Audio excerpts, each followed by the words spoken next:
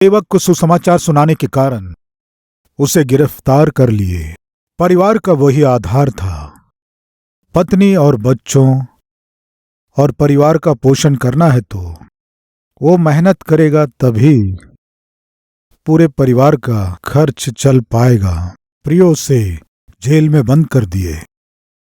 तब उसका पुत्र उसे एक पत्र लिखा। पिताजी, आप जब घर में थे हमें किसी वस्तु की घटी होने नहीं दिए। बिना किसी कारण के बेरहमी के साथ आपको जेल में बंद कर दिए। माँ और मैं बहुत परेशान हो रहे हैं। जब आप थे, खेत को जुतवाते थे, बीज बोया करते थे, सेवा किया करते थे, प्रचार किया करते थे।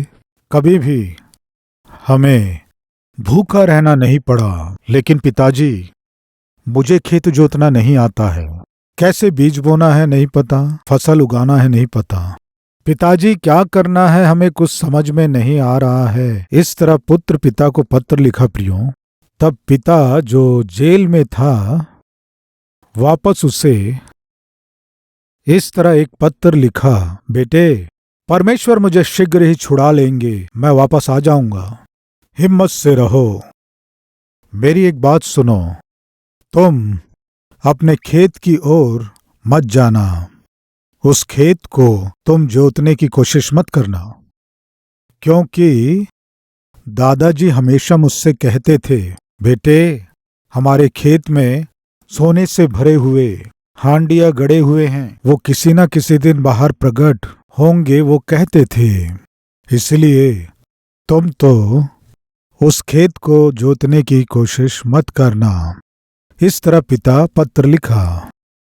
1 महीने बीतने के बाद पुत्र फिर से एक पत्र लिखा। पिताजी, क्या हुआ नहीं जानते। सरकार के अधिकारी हमारे खेत में आए और पुलिस वाले भी आए। हमारे 4 एकड़ खेत को पता नहीं क्यों वे खोद रहे हैं। पूरा खोद दिए, पूरे खेत को जोत दिए। क्यों जोत रहे हैं पूछने से कोई कुछ बता नहीं रहा है। पिताजी, ये लोग यहाँ क्यों आए हैं? क्यों खेत को जोत रहे हैं? क्यों हमारे खेत को ये लोग जोत रहे हैं? मुझे कुछ समझ में नहीं आ रहा है पिताजी। इस तरह वो पिताजी को पत्र लिखा। तब पिताजी जवाब में एक पत्र लिखा। बेटे, पिताजी, हमारे खेत को कैसे जोतना है तुम पत्र लिखे थे ना, पुलिस वाले ही आकर, सरकार के लोग ही आकर खेत जोत दिए ना बेटे। बीज बो दो, अच्छी फसल होगी, इस बीच मैं आ जाऊंगा। इस तरह कहा। प्रियो, हुआ क्या था? सामान्यतः जब कोई जेल में रहता है, किसी का पत्र आए या कोई पत्र भेजे तो अधिकारी उसे पढ़ते हैं। प्रियो, उसके बेटे और पत्नी को खेत जोतना नहीं आता है, इसलिए वो जेल में था, इसलिए वो इस काम को नहीं कर सकता। उसने क्या किया, अपने दादाजी की बात को याद करके पत्र लिख दिया। उस पत्र को जेल का अधिकारी पढ़ा। पढ़कर पुलिस वालों को और अधिकारियों को सूचित कर दिया, उस खेत में सोने की हांडियां हैं, जोतो मत कह रहा है। प्रियो, ये पढ़कर अधिकारी पूरे खेतों को जोत दिए। अभी इनडायरेक्ट पिता क्या किया बताइए? उस कष्ट को बड़े ही बुद्धिमानी के साथ दूर कर दिया। माँ और बेटा अच्छे से बीज बो दिए, फसल भी अच्छी हुई। केवल उनके लिए ही नहीं, आसपास के लोगों को भी वे बांट सके, इतना अधिक वो फसल हुई। प्रिय भाइयों और बहनों, आपको क्या समझ में आया बताइए? उस घर में मुसीबत आ गई। उस मुसीबत को कैसे दूर करें ये ना जानकर पुत्र पिता को पत्र लिखा। पिता बहुत ही बुद्धिमान था। उसकी पत्नी, उसका बेटा, उसका परिवार भूखे नहीं रहना है सोचकर वो अपनी बुद्धिमानी से उत्तर दिया। फलस्वरूप जहां भोजन के लिए कुछ भी नहीं था, भरपेट भोजन कर सके उन्हें अवसर मिल गया। मैं आपको एक खुशखबरी देना चाहता हूं। क्या है वो? उस पिता से भी उत्तम है मैं जिसका प्रचार करता हूं, मेरा प्रभु यीशु मसीह। अभी आप ध्यान से सुने, मैं चाहता हूं। वो पुत्र क्या किया? अपने कष्ट को अपने पिता को बताया। पिता क्या किया? अपने बुद्धिमानी से समस्या का हल निकाला। प्रिय भाई और बहनों, हमारे जीवन की समस्याएं जो हमें तहस नहस कर देती हैं, और ऐसी बीमारियां जो हमें बिल्कुल निर्बल कर देती हैं, और हमारी शांति को दूर करने वाले दबाव और शत्रुओं की साजिश, इन सब के बीच यदि हमें शांति से जीना है तो परमेश्वर हमें एक हथियार दिए हैं। उस हथियार का यदि हम इस्तेमाल करेंगे तो समस्या कितनी बड़ी भी हो और कुछ भी हो, बहुत ही आसानी से उस समस्या का समाधान करके हम शांति से जी सकते हैं। क्या है वो परमेश्वर के द्वारा दिया गया एक अद्भुत हथियार कहने से? बताइए क्या है? प्रार्थना। क्या है? प्रार्थना। वो पुत्र अपने पिता को समस्या बताया, अपनी समस्या को पिता से बताया, समाधान मिल गया और प्रतिफल को भी देख पाया। वैसे ही हमारे भी एक पिता हैं, वे परम पिता हैं, सारी सृष्टि पर शासन करने वाले परम पिता। हम जो उसके संतान हैं, कोई भी समस्या है, वो आत्मिक समस्या हो सकती है, आर्थिक समस्या हो सकती है, बीमारी की समस्या हो सकती है, और बहुत से संघर्ष भी हो सकते हैं। इन सब के बीच यदि हम प्रार्थना करेंगे तो उत्तर देने के लिए वे हमेशा तैयार हैं। संकट के दिन तू मुझे पुकार, मैं तुझे उत्तर दूंगा और तू मेरी महिमा करने पाएगा। भजन 50 उसका 15वां वचन। प्रिय भाइयों और बहनों, आज हम में समस्या रहित कोई है क्या? आर्थिक परेशानी ना हो कोई है क्या? दुख तकलीफें ना हो ऐसे लोग कोई हैं क्या? जो थके नहीं हैं ऐसे कोई हैं क्या? एक बार सोचिए। आज इस संदेश को सुनने वालों में कोई ना कोई कष्ट, कोई ना कोई दुख तकलीफ, कोई ना कोई समस्या, कोई ना कोई संघर्ष जीवन में है। फिर उनमें से हमें छुटकारा पाना है तो हमें क्या करना है? प्रियो, बाइबल बताती है प्रार्थना करना है। यदि आप प्रार्थना करेंगे तो परमेश्वर आपको उत्तर देंगे। इसलिए शैतान क्या करता है कि आपके द्वारा कुछ भी करने देता है। चर्च जा रहे हो क्या? जाओ। क्वायर में गीत गाओगे? गाओ। इंस्ट्रूमेंट बजाओगे क्या? बजाओ। भेंट उठाओगे क्या? उठाओ। भेंट दोगे क्या? दो। सेवा में भाग लोगे? भाग लो। प्रचार करोगे? करो। आप जो भी करो शैतान करो कहेगा, लेकिन क्या करने नहीं देगा जानते हैं? बताइए क्या है? प्रार्थना। आप जो भी करोगे वो कुछ नहीं करेगा। वचन पढ़ना है? पढ़ो। पारिवारिक प्रार्थना में शामिल होना है? शामिल हो जाइए। सेवक की सहायता करना है? सहायता करो। तुम कुछ भी करो, लेकिन प्रार्थना करूंगा कहने से शैतान बिल्कुल बर्दाश्त नहीं करता। इसलिए बहुत से लोग कहते हैं, क्या करें ब्रदर, प्रार्थना करूंगा सोचता हूं लेकिन बहुत नींद आती है, प्रार्थना करूंगा सोचने से बहुत आलस लगता है। इस तरह कहते रहते हैं। टीवी देखते समय नींद नहीं आती है, सीरियल सिनेमा देखते समय नींद नहीं आती है, सेल फोन में बिजी रहने से बिल्कुल भूख भी नहीं लगता है। उनको सीरियल देखते समय, सिनेमा देखते समय नींद नहीं आती है, तो जब आप प्रार्थना करना चाहते हैं तो नींद क्यों आती है? आलसपन क्यों हो रहा है? आपको नींद क्यों आ रही है? बताइए। यह शैतान का काम है। अभी सेल फोन आ गए, लेकिन एक समय में लैंड फोन हमारे पास रहते थे, वायर वाले फोन रहते थे। आपको याद है? एक घर में यदि डाका डालना है या चोरी करना है तो चोरी करने के लिए योजना बनाने वाले ये चोर सबसे पहले वे क्या करते थे जानते हैं आप? कम्युनिकेशन सिस्टम को काट देते थे। टेलीफोन वायर को वे काट देते थे, क्योंकि टेलीफोन चालू रहने से हम चोरी करने जैसे उनके घरों में जाएंगे, वे तुरंत पुलिस को फोन कर देंगे। पुलिस आएगी तो हमें पकड़ लेगी, हमारी योजना फेल हो जाएगी सोचकर वे क्या करते थे उन दिनों में? टेलीफोन के वायर काट देते थे। प्रिय भाई और बहनों, शैतान इन दिनों में क्या करता है जानते हैं?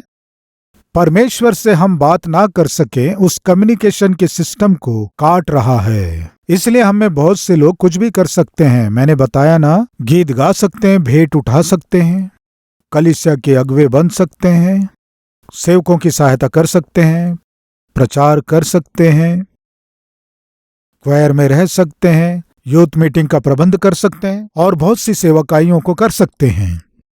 लेकिन क्या नहीं कर सकते कहने से? प्रार्थना।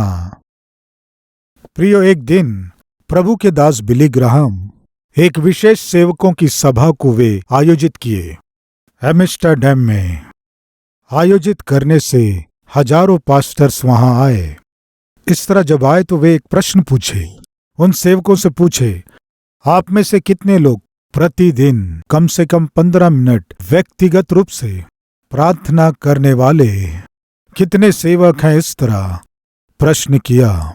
दुख की बात यह है कि हजारों लोगों में हाथ दिखाने वाले बहुत कम लोग थे।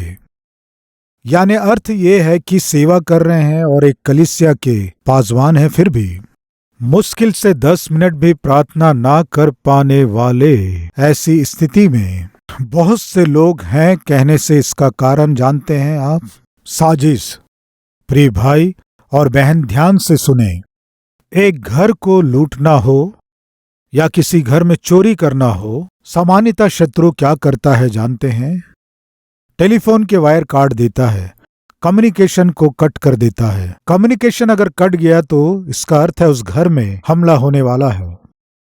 आज इस संदेश को सुनने वाले हर एक भाई बहन अपने जीवन में इस प्रश्न को करना है, परमेश्वर के साथ हमारा कम्युनिकेशन कट हो गया है क्या? तो फिर आपके घर के ऊपर शैतान आंख लगाया है। प्रार्थना करना आपके जीवन में कट हो गया है तो शैतान आपके घर में हमला करने जा रहा है।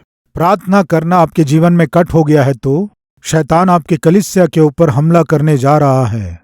प्रार्थना करना आपके जीवन में कट हो गया है तो शैतान आपके बच्चों के ऊपर हमला करने जा रहा है। प्रिय भाई सुन रहे हैं, प्रिय बहन सुन रही हैं। एक समय आप बहुत प्रार्थना करते थे, एक समय बहुत आत्मिक व्यक्ति थे, लेकिन इस बीच आपकी आत्मिकता बहुत ही घट गई है। कारण जानते हैं? शैतान की बुरी नजर आप पर पड़ी है। आपसे आपके स्वास्थ्य को दूर करना चाहता है। आप जो आशीषों का अनुभव कर रहे हैं उन्हें आपसे दूर करना चाहता है। आज आपकी जो आर्थिक मजबूती है उसे दूर करना चाहता है। आपके जीवन की सबसे बड़ी दौलत है आपके बच्चे। आपके बच्चों के जीवन को नाश करना है, इसलिए शैतान योजना बनाया है। प्रार्थना का जीवन आपसे दूर कर रहा है, क्योंकि यदि आप परमेश्वर की उपस्थिति में जाकर प्रार्थना करेंगे तो परमेश्वर के साथ जुड़े रहेंगे।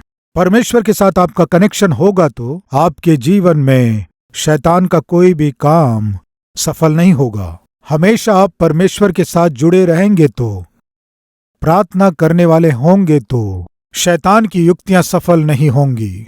बाइबल में अहीतोपेल नाम का एक मंत्री था जिस पर दाऊद बहुत भरोसा किया। एक महान सलाहकार, विश्वासयोग्य मंत्री।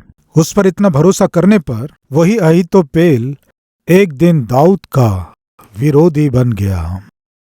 दाऊद को नाश करना चाहा, दाऊद की हत्या करना चाहा। दाऊद का विश्वासयोग्य मंत्री जो दाऊद को सलाह दिया करता था। प्रियो, उन दिनों में अहीतोपेल कोई सलाह देने से वो साक्षात परमेश्वर की ओर से दिया गया सलाह है। इसे दाऊद भी मानता था, लोग भी मानते थे। ऐसा व्यक्ति अचानक दाऊद का विरोधी होकर दाऊद को ही मारने की योजना बनाया। ये बात जब दाऊद को पता चला, दाऊद क्या किया जानते हैं? प्रार्थना किया, प्रभु अहीतोपेल पर मैं बहुत भरोसा किया, उसे मैं अपना मंत्री बनाया, मेरा सलाहकार नियुक्त किया। उसके द्वारा दिए गए सलाह कई बार निश्चित रूप से काम किए, लेकिन आज वही सलाहकार, मेरा भरोसेमंद मंत्री, मेरा दुश्मन बन गया, मुझे मारने की कोशिश कर रहा है। पिता यहोवा, अहीतोपेल के योजनाओं को कृपया असफल कीजिए। प्रार्थना किया। प्रिय भाइयों और बहनों, हमारे जाने बिना ही हमारे चारों ओर बहुत से दुश्मन होते हैं।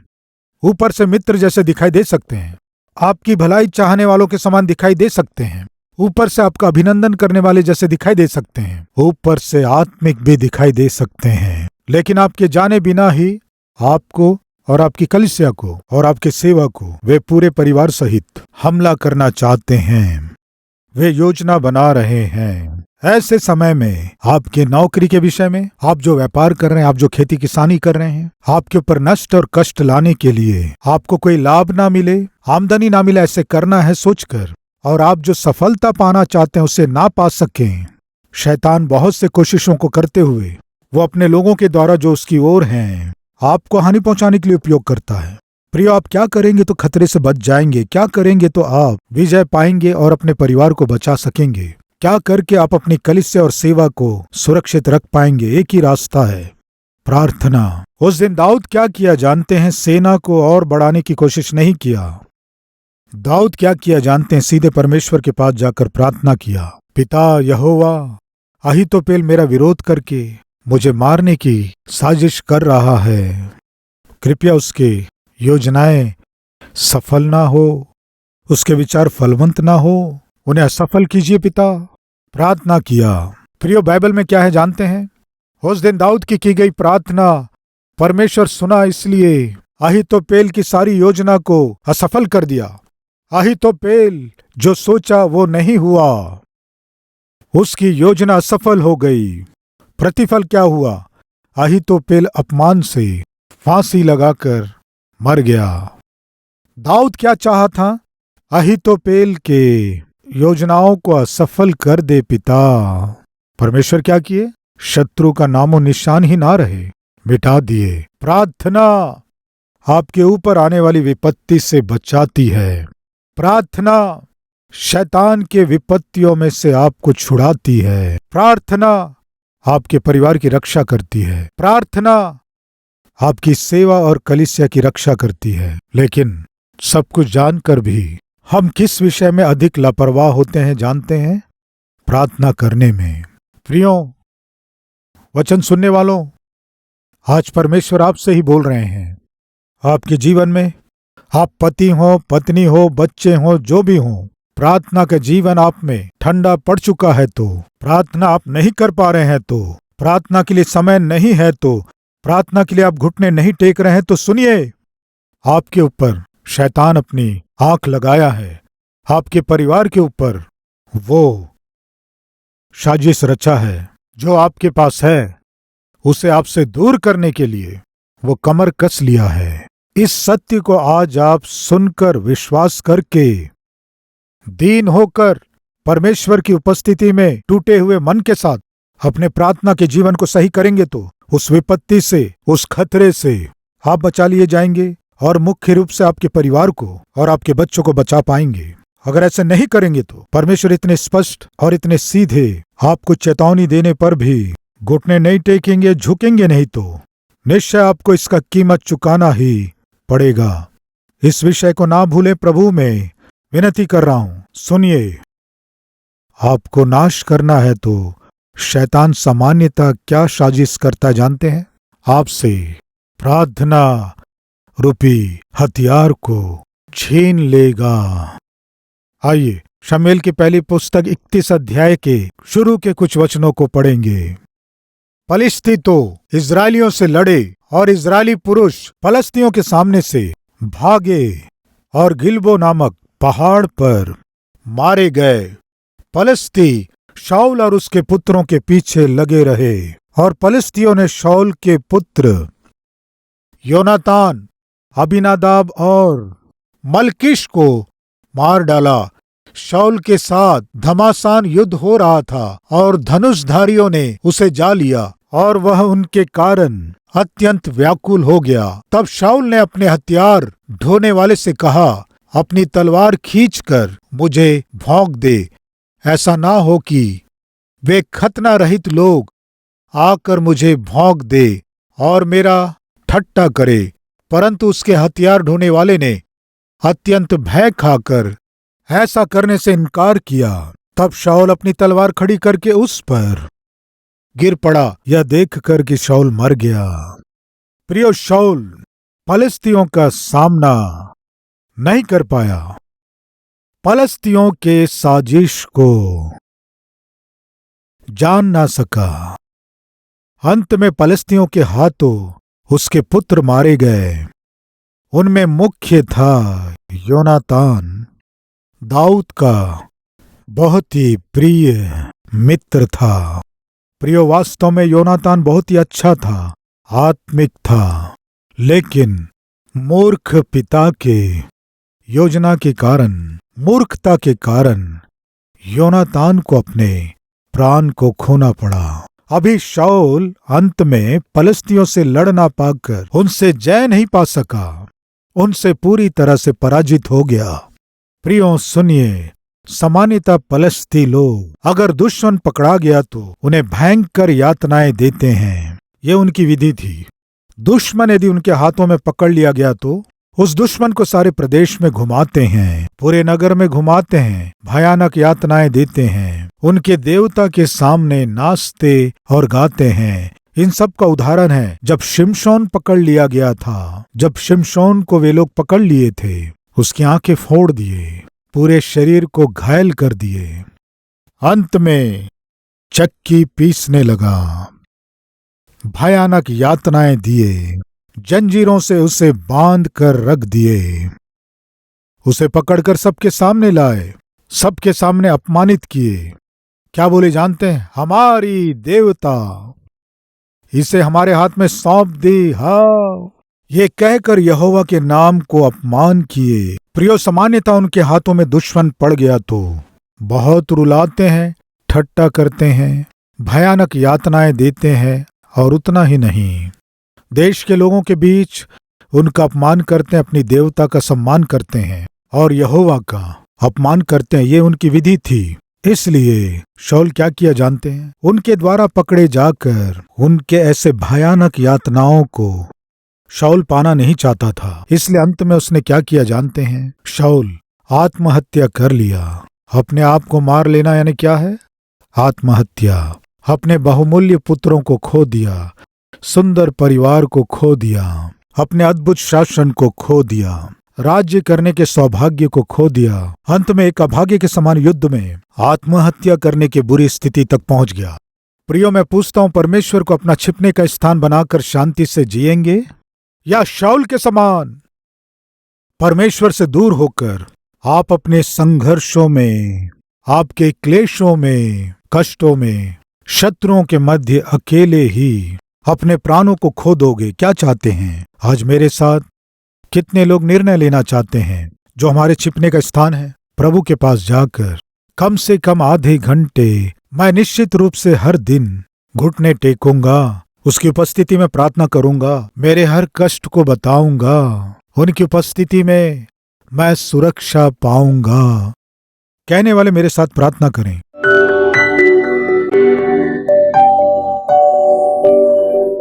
पवित्र परमेश्वर पिता, प्रार्थना करने वाले हर एक जन आज आपको वचन दे रहे हैं।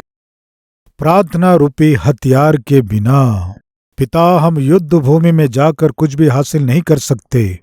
घर से यदि हम बाहर कदम रख रहे हैं तो युद्ध भूमि में कदम रख रहे हैं। इस भयानक संसार में हम कदम रख रहे हैं। शैतान के साजिशों और युक्तियों का सामना करने जा रहे हैं। पिता, प्रार्थना रूपी हथियार हमारे पास नहीं होने से कैसे शैतान से जय पा सकेंगे? हमें नाश करने के लिए, हमें हानि पहुंचाने के लिए दिन और रात हमारे चारों ओर घूम रहा है। ऐसे शैतान का यदि हमें सामना करना है तो उसका एक ही रास्ता है, प्रार्थना। प्रार्थना आपसे बात करना है और शैतान से युद्ध करना है। पिता, आपसे बात करते हुए ही शैतान से संघर्ष करके जीतने का सौभाग्य हमें दीजिए। आज के दिन इस संदेश को सुनने वालों में हर एक माता और पिता प्रार्थना का जीवन नहीं है, ऐसे कह रहे हैं तो खतरा बिल्कुल निकट है। इस सत्य को जानकर आपको अपना छिपने का स्थान बनाकर उस छिपने के स्थान में यदि हम अपने आप को सुरक्षित रखेंगे तो हमारे चारों ओर शत्रु कितना भी साजिश करे वो हमारे ऊपर सफल नहीं हो पाएगा। इस बहुमूल्य सत्य को आज इस संदेश के द्वारा आप हमें दिए, इसलिए आपका धन्यवाद करते हुए यीशु के नाम से मांगते हैं पिता,